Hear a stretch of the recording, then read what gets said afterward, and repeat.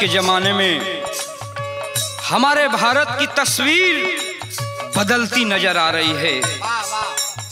बढ़ती हुई टेक्नोलॉजी व्यवस्था में भारत युवा पीढ़ी पुरानी संस्कृति को भूलता जा रहा है। माई बाबू की जगह मॉम और डैड आज का लड़का कहत हुआ। क्या यही जगत गुरु की परिभाषा है? इसलिए मेरे बाबूजी गीत के माध्यम से कहना है।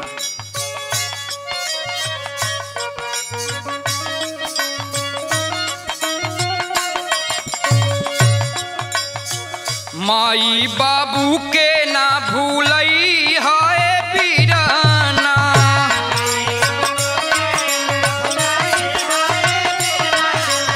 वाह मास्टर वाह।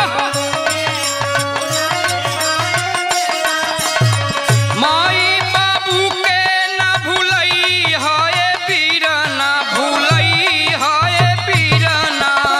माई बाबू के ना भूलई हाय पीराना।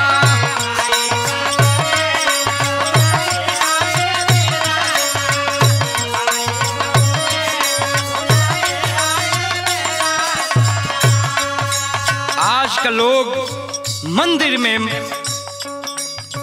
मठ में जाके भगवान के खोजत हुआ, लेकिन इनका से बढ़ के केहू देवी नहीं देवता।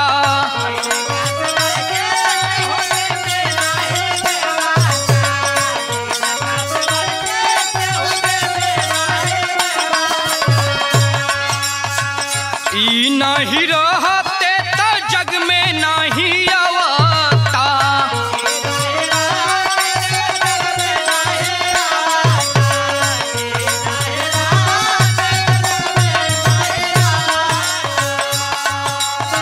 माँ बाप को लोग बताते हैं बाबू कि माँ बाप के चरणों में जन्नत मिलती है।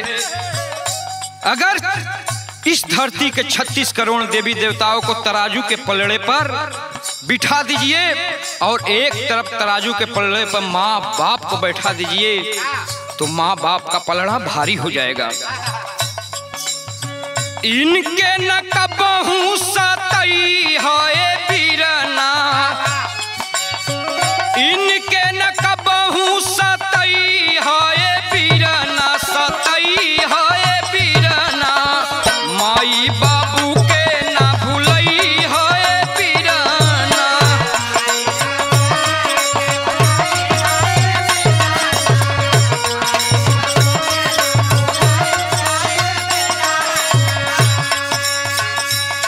आज का फैशन ही हो गइल बा, माई बाबू एक लोटा पानी मांगत बाटा, लइका मोबाइल लेके बहरी की तरफ निकलता। हमारे गुरुजी परम आदरणीय विजयी कवि जी इस गीत को लिखे हैं। क्या गजब की गीत लिखे हैं। माई बाबू के जो चरनिया दबईबा,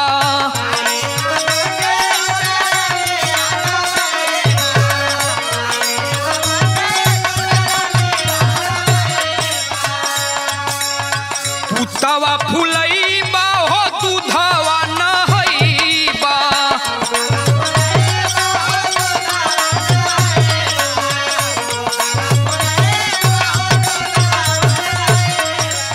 इसीलिए जो माँ बाप के दिल को दुखवाया, दर्द दिया, उसको जिंदगी में कभी शांति नहीं मिली।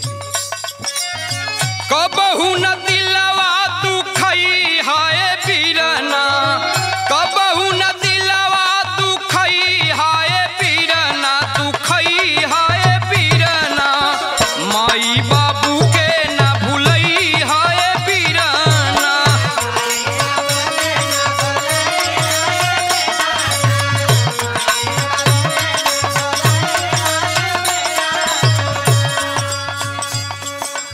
जमन मतारी पेट में पकला बना के 9 महीना हमन के ढोइलस, वो मतारी का करेजा अगर दुखवा देवे के ये दुनिया में का पूरे ब्रह्मांड में कहीं जगह ना मिली। धरती का आकाशवा से ऊंचा बदरजा।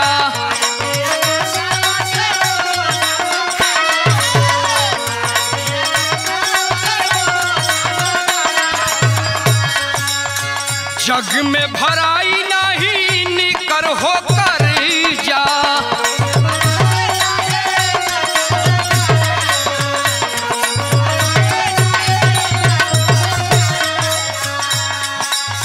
कबहू न इनसे घिनई है पीरना, कबहू न इनसे घिनई है पीरना, घिनई है पीरना। माई बाबू के ना भूलई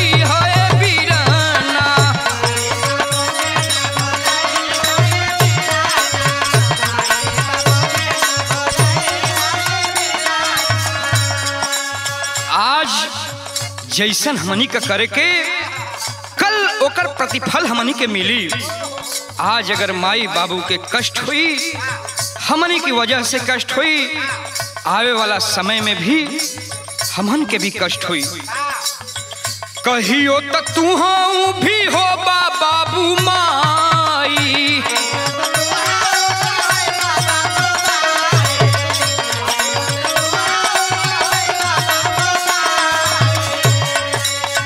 एक दिन तोहरो भी आई बुढ़ाई।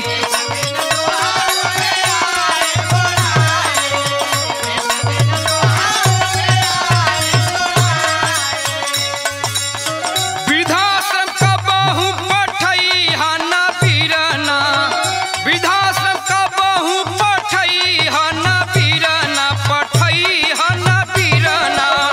माई बाबू के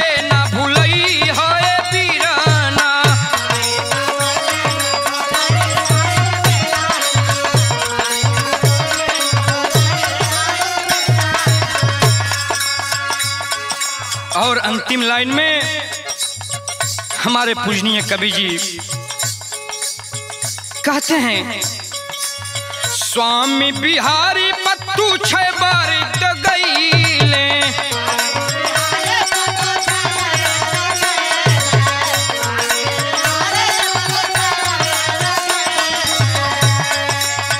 गुड्डू पर सीधन का भी पूजे तन गई।